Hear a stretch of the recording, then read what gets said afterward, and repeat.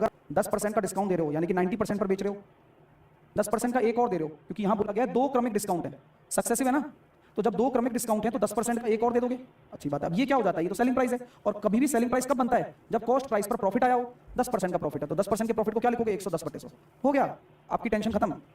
Sir जी 2 zero से मैंने 2 zero काट दिया, इस 2 जीरो से मैंने ये 2 जीरो काट दिया, एमपी और सीपी का जो रेशो आ रहा है वो निकल कर आ रहा है 110/81।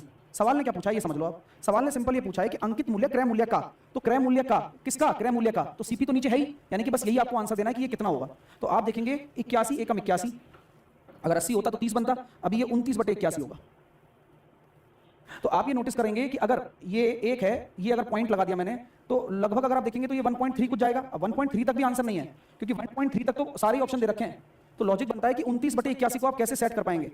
तो मैंने देखा यार 81 को अगर मैं 3 से गुणा करता हूं तो ये 243 हो रहा है, और 290 में से अगर 243 आप घटाओगे आई थिंक 47 बचेगा।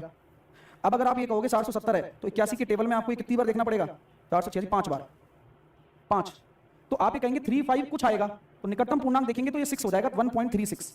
तो मतलब आप सोचिए कि आपको ये